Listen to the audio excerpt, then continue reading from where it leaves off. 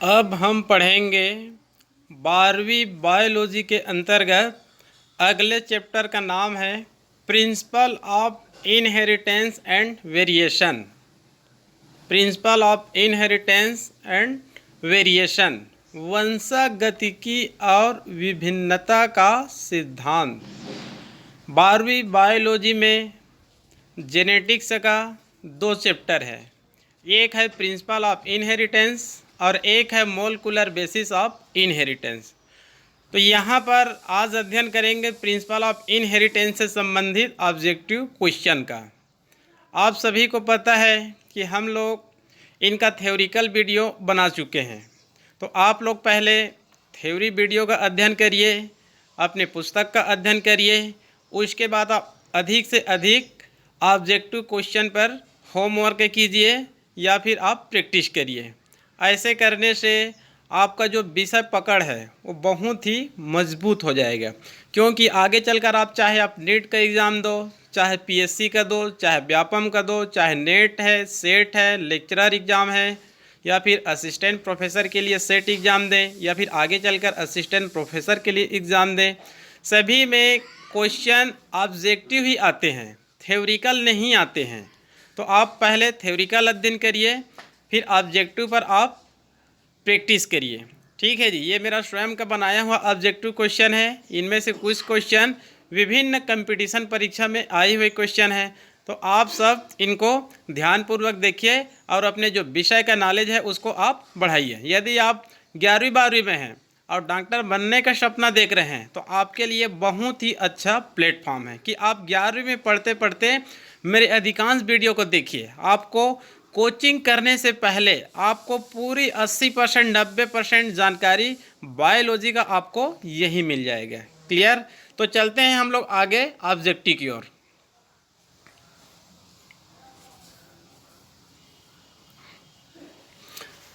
पहला ऑब्जेक्टिव है, 2 अलग अलग एलील्स वाले जीव कहलाते हैं।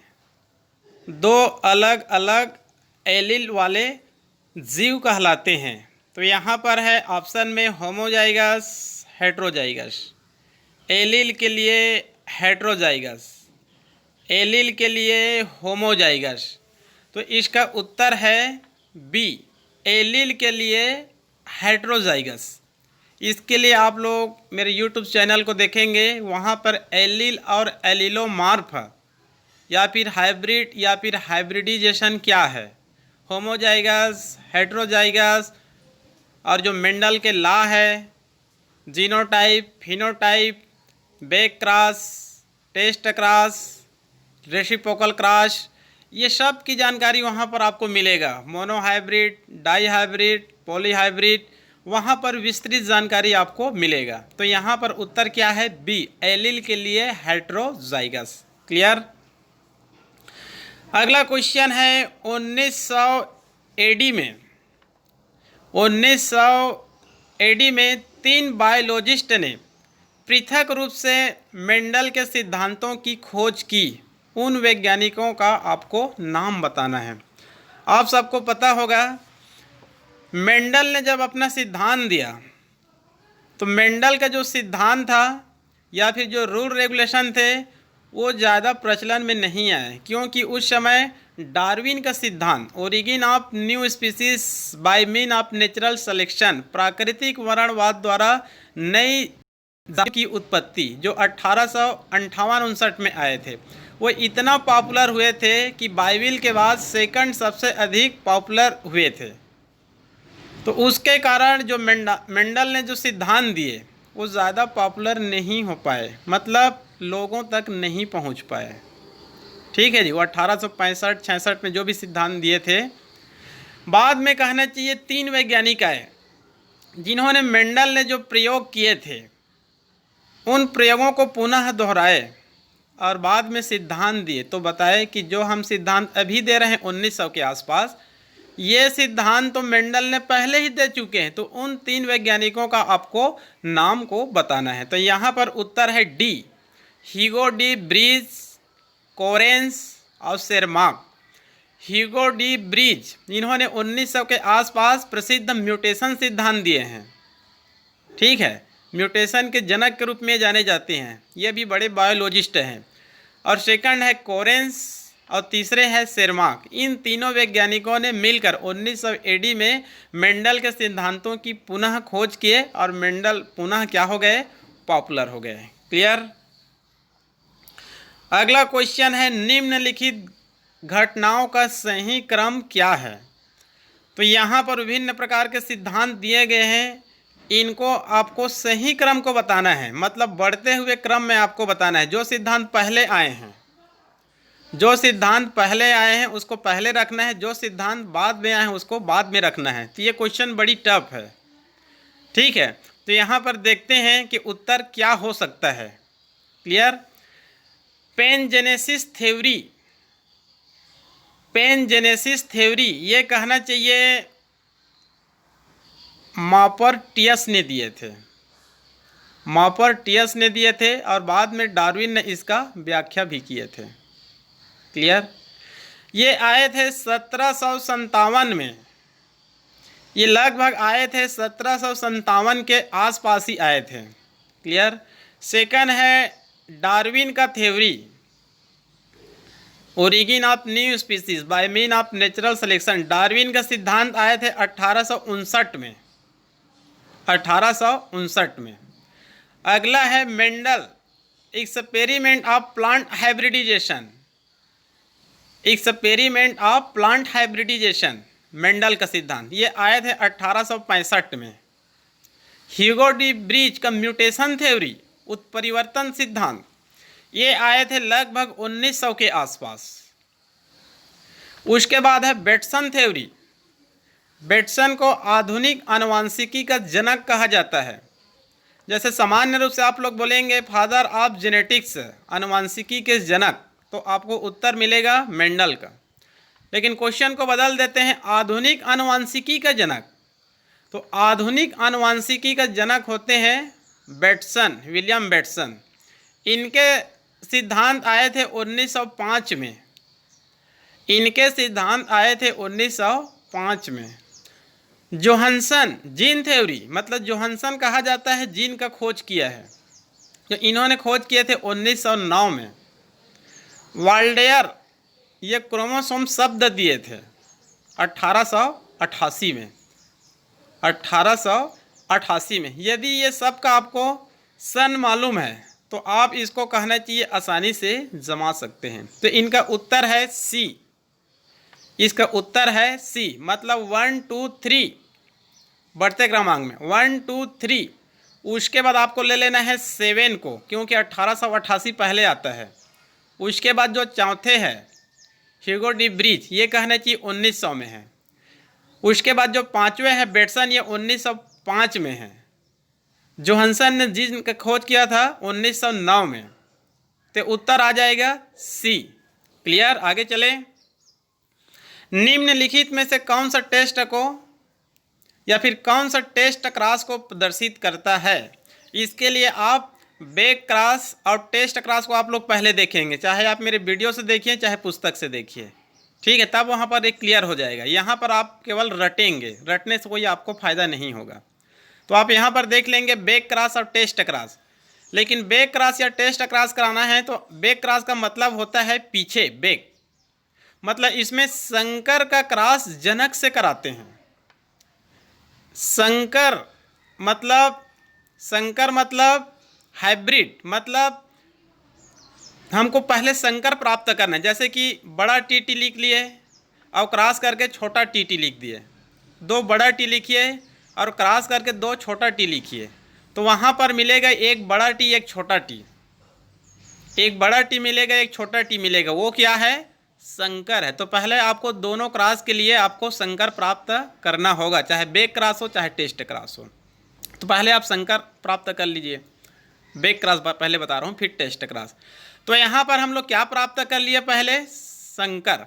अब इस संकर का हम लोग क्रॉस किससे कराएंगे, जनक से कराएंगे। तो याद रखेंगे प्रभावी जनक से कराएंगे आप तो वो बैक क्रॉस होगा। यदि आप अप्रभावी जनक से कराएंगे तो टेस्ट क्रॉस होगा। प्रभावी जनक मतलब जो बड़ा टी छोटा टी मिला हुआ है उसको आप दोनों को बड़ा टी छोटा टी लिखिए, उसके बाद क्रॉस का चिन्ह दीजिए, फिर 2 बड़ा टी लिख दीजिए, तो बड़ा टी लिखेंगे तो वो प्रभावी जनक है, वो बैक क्रॉस होगा। यदि आप क्रॉस के बाद दो बड़ा टी नहीं लिखते हैं, दो छोटा टी लिख देते हैं, तो वो कहना चाहिए अप्रभावी जनक है। तो प्रभावी जनक के साथ में होगा तो वो हो जाएगा बैक क्रॉस। यदि अप्रभावी जनक के साथ आप करेंगे तब वो क्या हो जाएगा, टेस्ट क्रॉस हो जाएगा। इतना तो क्लियर है।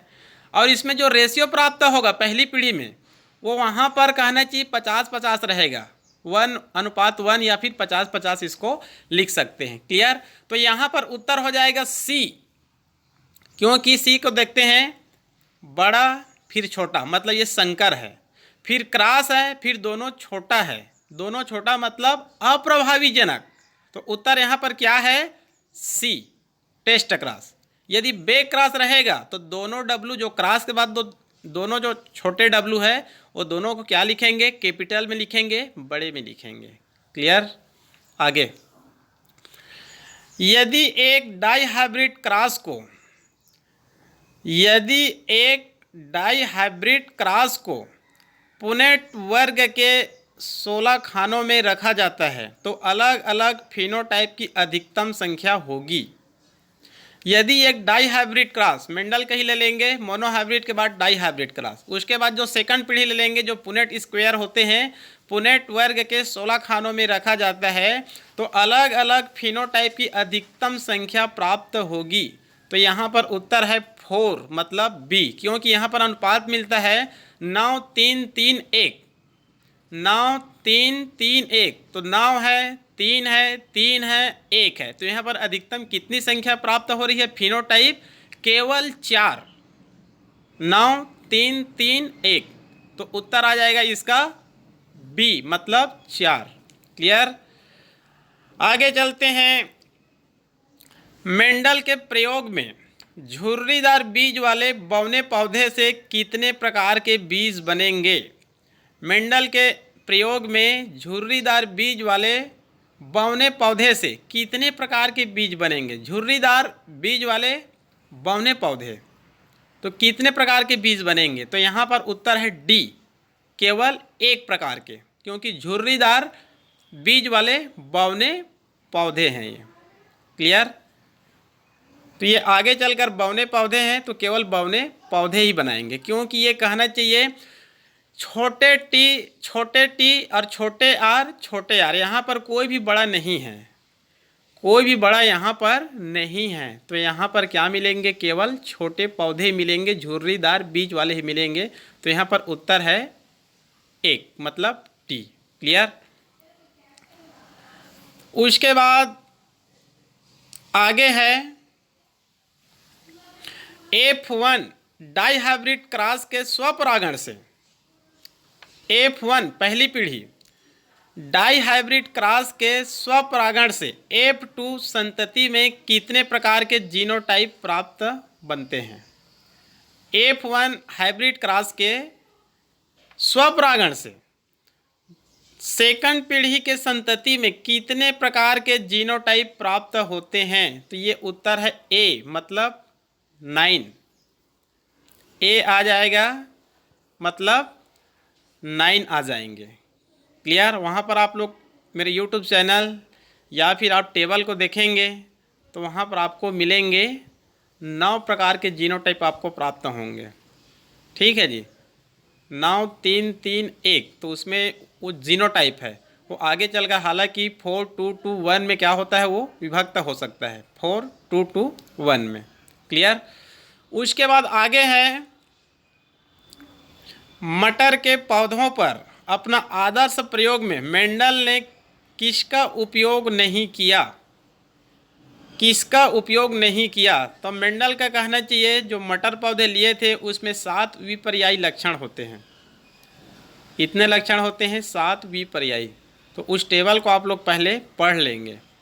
तो वहाँ पर कहना चाहिए उत्तर मिलेगा सी, फली की लंबाई नहीं लिया गया, तने की लंबाई लिया गया। पुष्प की स्थिति भी है, बीज का भी है, बीज का आकार भी है, फली की लंबाई नहीं लिया गया। लंबाई देखेंगे तो केवल तना का लिया गया है।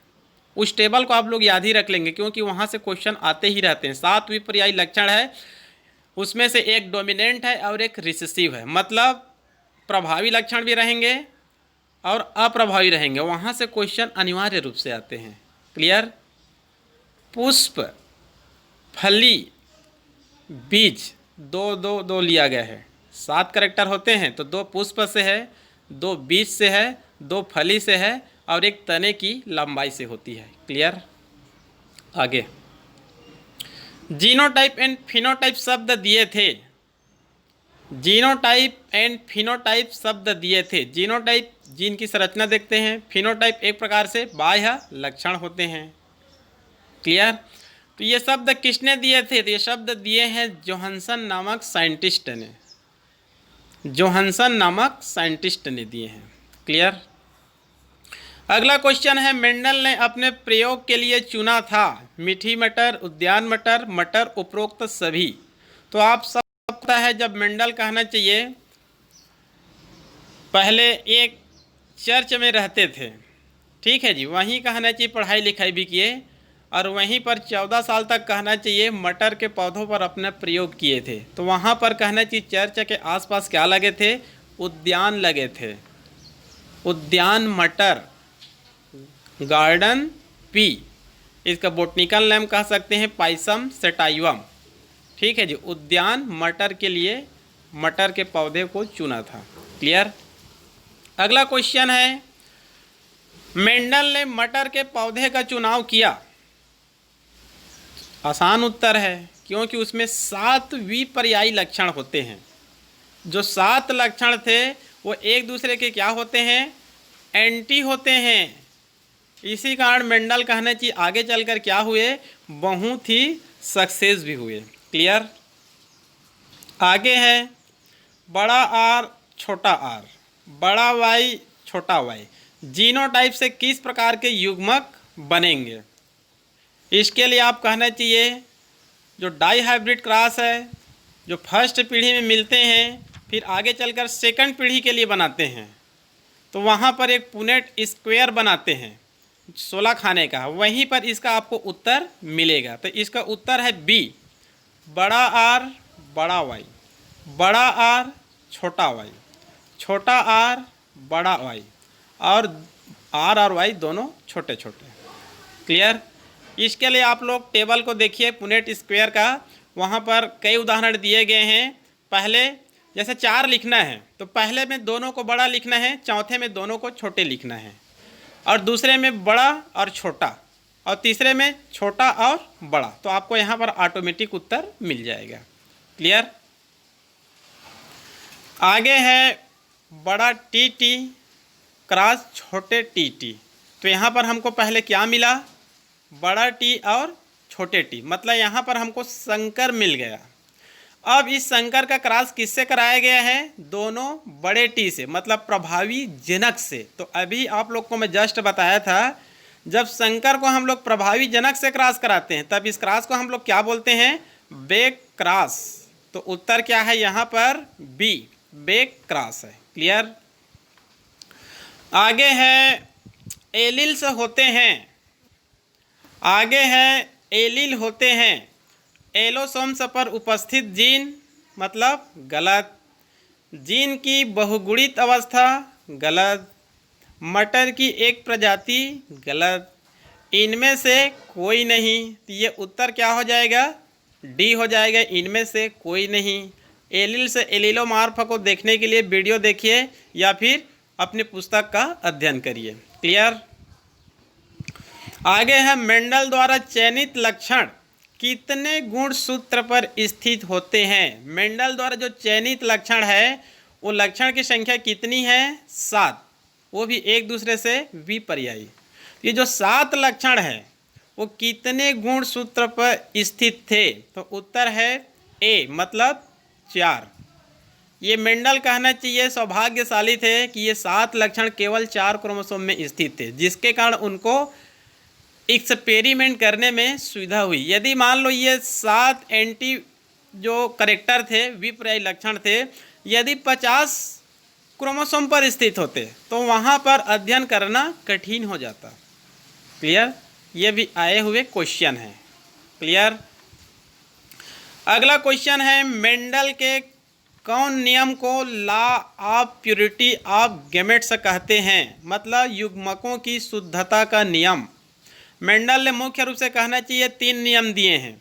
एक है प्रभाविता का नियम, मतलब जो प्रभावी गुण होते हैं अप्रभावी गुण को क्या कर सकते हैं, दबा सकते हैं, हालांकि पूरी तरह से नहीं दबती है, अगली पीढ़ी में या और अगली पीढ़ी में प्रदर्शित हो सकते हैं। क्लियर। सेकंड लॉ होते हैं पृथक्करण का नियम, इसी को कहना चाहिए युग्मकों की शुद्धता का नियम कहा गया है, क्योंकि कहना चाहिए ये कारक हमेशा जोड़ी में पाए जाते हैं। ये कारक क्या होते हैं, जोड़ी में पाए जाते हैं। जब एक पीढ़ी से दूसरे पीढ़ी में जाते हैं तो जोड़ी के रूप में नहीं जाते हैं, एक दूसरे से पृथक होकर जाते हैं। इसी कारण कहना चाहिए इसको कहा गया है पृथक्करण का नियम, और इसमें शुद्ध होते हैं, जिसके कारण इसको कहा गया है युग्मकों की शुद्धता का नियम। तो उत्तर क्या आ जाएगा इसका, बी। तीसरे नियम का नाम होता है इनका स्वतंत्र अपव्यूहन का नियम, मतलब जो कारक के जोड़ी होते हैं जब एक पीढ़ी से दूसरे पीढ़ी में जाते हैं, बिछड़ कर जाते हैं, तो एक दूसरे को प्रभावित किए बिना स्वतंत्र रूप से अगली पीढ़ी में जाते हैं। इसी कारण तीसरा नियम का नाम है स्वतंत्र अपव्यूहन का नियम। क्लियर। ये तीनों नियम इनके बहुत ही चर्चित रहे हैं। अगला क्वेश्चन है संकरण, बड़ा टी छोटा टी, क्रॉस दोनों क्या है, छोटे टी। F1 हाइब्रिड तथा एक अप्रभावी जनक संततियों का अनुपात होगा। तो ये कहना चाहिए टेस्ट क्रॉस है। ये क्या है, ये टेस्ट क्रॉस है, क्योंकि यहाँ पर कहना चाहिए बड़ा टी छोटा टी, ये संकर हो गया, हाइब्रिड हो गया। इनका क्रॉस हम लोग 2 छोटे टी से करा रहे हैं, तो 2 छोटे टी क्या है, अप्रभावी जनक है, तो ये टेस्ट क्रॉस है। तो टेस्ट क्रॉस का अनुपात 1:1 या फिर 50-50 भी इसको कहते हैं। क्लियर। अगला क्वेश्चन है मेंडल द्वारा अध्ययन या अध्ययनरत मटर के पौधे में विभेदी लक्षणों के 7 जोड़ों में से कितने लक्षण फूल फली बीज से संबंधित है। फूल मतलब पुष्प, ठीक है, पुष्प फली बीज से संबंधित है। जस्ट अभी आप लोग को बताया था मेंडल ने कहना चाहिए 7 विपर्यायी लक्षण चुने थे, तो आपको याद करके रखना है वो 7 लक्षण किससे रिलेटेड है। तो 2 लक्षण पुष्प से, 2 लक्षण फली से, 2 लक्षण बीज से, एक और लक्षण है वो किससे है, तने की लंबाई से। तो यहाँ पर उत्तर क्या हो जाएगा, सी 222। याद रख लेंगे इसको विशेष रूप से। अब यहाँ पर कौन सा लक्षण प्रभावी है, कौन सा लक्षण अप्रभावी है, उसको भी याद रख लेंगे, ठीक है। उसके बाद आगे है हाइब्रिड और प्रभावी जनक और अप्रभावी जनक के साथ क्रॉस होता है तो उसे कहते हैं, इसको जस्ट अभी आप लोग को बताया हूँ मैं, ये हो जाएगा B, back cross test cross, प्रभावी जनक अप्रभावी जनक, तो हो जाएगा ये बी, बैक क्रॉस और टेस्ट क्रॉस। क्लियर।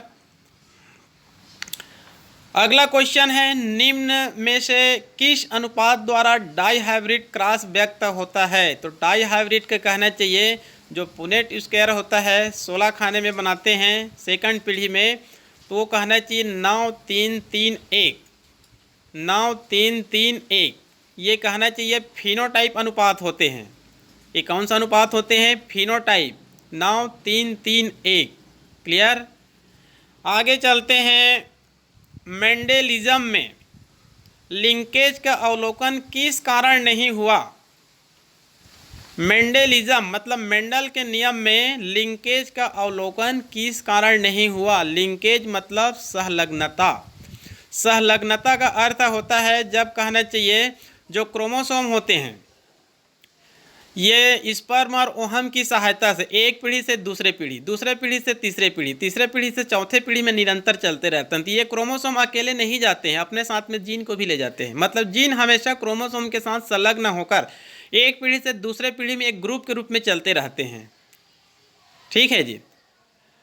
तो इसी को कहना चाहिए हम लोग लिंकेज बोलते हैं। जो जीन एक पीढ़ी से दूसरे पीढ़ी में जाते हैं उसको लिंकेज जीन कहते हैं, और ये ग्रुप के साथ में जाते हैं तो लिंकेज ग्रुप कहा जाता है, और ये अपने साथ में कुछ करेक्टर को ले जाते हैं उसको लिंकेज करेक्टर, और इस पूरी क्रिया को जो आनुवंशिकी गुण एक पीढ़ी से दूसरे पीढ़ी में जाएंगे उसको लिंकेज इनहेरिटेंस।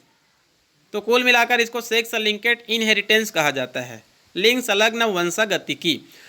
तो मेंडल के लॉ में लिंकेज का अवलोकन किस कारण नहीं हो पाया? तो इसका उत्तर है सी, लॉ ऑफ इंडिपेंडेंट असॉर्टमेंट, मतलब स्वतंत्र अपव्यूहन का नियम, क्योंकि मेंडल ने कहना चाहिए लिंकेज के बारे में नहीं बता पाए थे। क्लियर। आगे क्वेश्चन है, मेंडल के मोनोहाइब्रिड क्रॉस का जीनोटाइप अनुपात क्या है? मेंडल के मोनोहाइब्रिड क्रॉस का जीनोटाइप अनुपात क्या है? तो यहाँ पर याद रखेंगे मोनोहाइब्रिड क्रॉस है, डाई हाइब्रिड क्रॉस नहीं है। तो मोनोहाइब्रिड क्रॉस में हम लोग देखेंगे तो वहाँ पर जो मिलेगा एक जीनोटाइप मिलेगा और एक फिनोटाइप मिलेगा। तो जीनोटाइप क्या होता है? 1:1, सेकंड पीढ़ी में 1:1। देखिए मोनोहाइब्रिड क्रॉस कराते हैं तो एक लाल कलर का पुष्प ले लेते हैं और एक वाइट कलर का। लाल कलर मतलब जो रेड कलर होता है, व्हाइट के ऊपर क्या होती है? प्रभावी होती है। तो यहाँ पर दो बड़ा आर ले लेंगे प्रभाविक रूप में, अप्रभाविक रूप में ले लेंगे छोटा आर। तो इधर से एक बड़ा आर लेंगे और इधर से एक छोटा आर ले लेंगे। तो मेंडल के नियमानुसार यहाँ पर क्या मिलेंगे? संकर लाल, रेड हाइब्रिड फर्स्ट पीढ़ी में। लेकिन सेकंड पीढ़ी में जब वो स्वतः कहना चाहिए पोलिनेशन करते हैं तो वहाँ पर मिलेगा बड़ा आर आर और बड़ा आर छोटा आर और दोनों छोटे आर। तो जीनोटाइप अनुपात रहेगा 1:1, 1:2:1, 25-50-25, 25-50-25, 1:1। यह हो जाएगा जीनोटाइप अनुपात 1:1। क्लियर। रेड और रेड हाइब्रिड और व्हाइट। लेकिन यहाँ पर एक फिनोटाइप अनुपात भी बनती है, यहाँ पर एक फिनोटाइप भी अनुपात बनती है। फिनोटाइप मतलब बाहरी लक्षण है। फिनोटाइप अनुपात बनती है 3:1, 75:25, मतलब पहले वाले और सेकंड वाले, क्योंकि रेड और हाइब्रिड रेड कुल मिलाकर वो रेड ही है तो उसको दोनों को एक बना देंगे। तो 2:1 कितना हो जाती है? 3। तो यहाँ पर हो जाती है 3:1, तो 75-25। ठीक है जी। तो यहाँ पर याद रख लेंगे जीनोटाइप अनुपात मतलब जीन की संरचना 1:1, 25-50-25, और फिनोटाइप अनुपात 75:25 मतलब 3:1। क्लियर। अगला क्वेश्चन है, एक वास्तविक प्रजनन पादप वह है, एक वास्तविक प्रजनन पादप वह है जो कि, तो यहाँ पर देखते हैं उत्तर, अपने आनुवंशिक गठन में हमेशा समजात अप्रभावी हो। गलत। अपने आप प्रजनन कर सके, ये भी गलत। असंबद्ध पादपों के बीच पर परागण से उत्पन्न किया गया हो, ये भी गलत।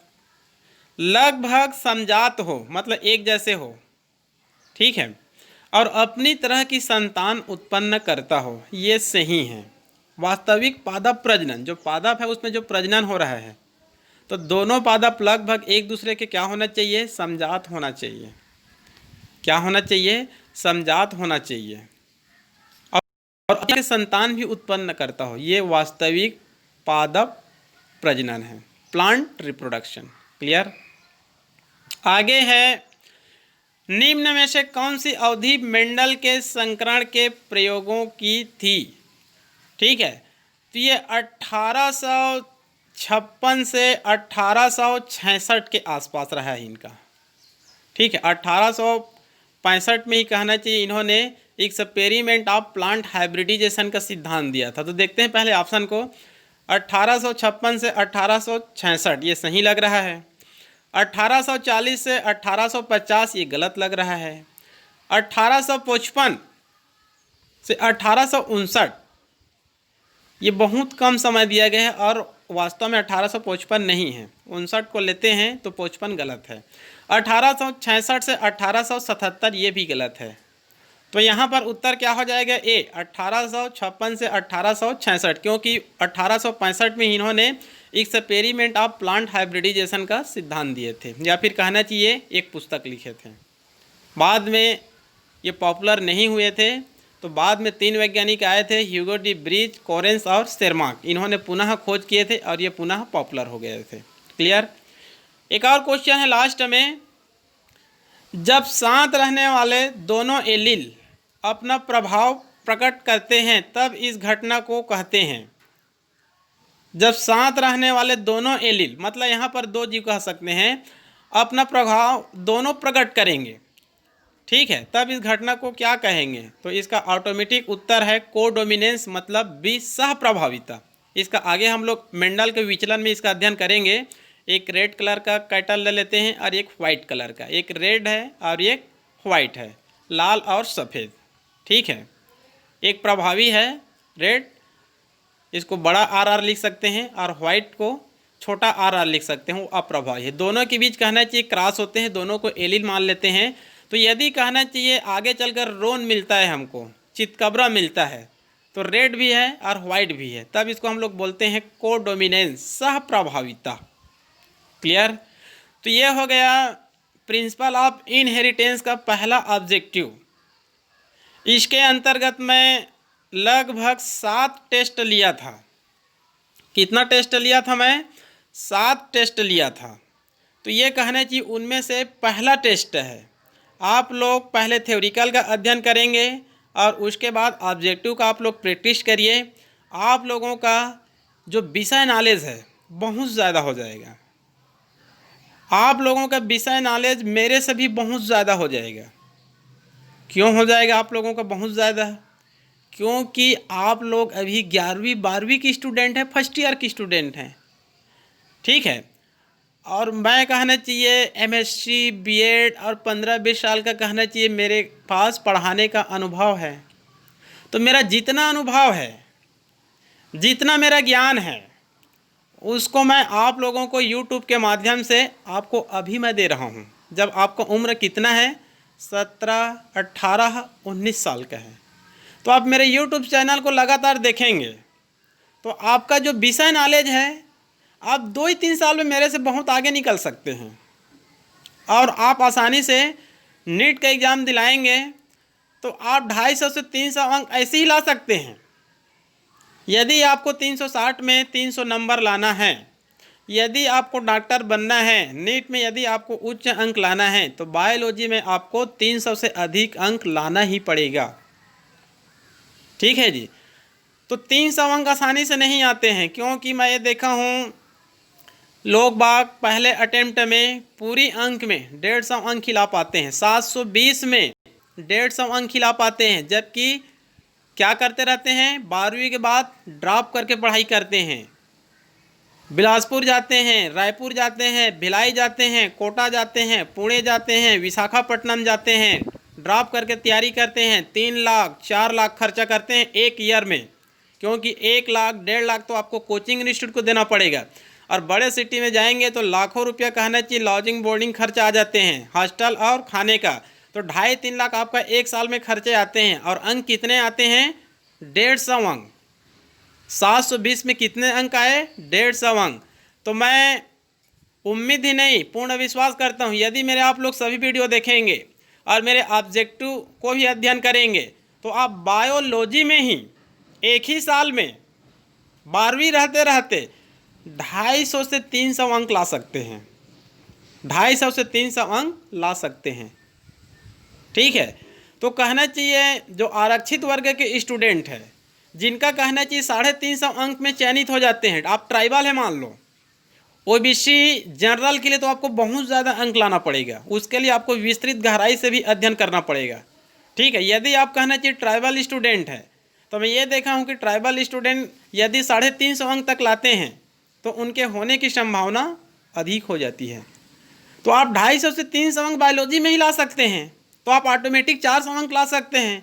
आप प्रथम साल में ही मतलब नीट क्वालिफाइड कर सकते हैं, नीट क्रैक कर सकते हैं, वो भी बिना कोचिंग का, केवल बायोलॉजी के दम पर, ठीक है। तो इसके लिए आपको मेहनत तो लगेगा, आपको सोते अंक नहीं मिलेगा।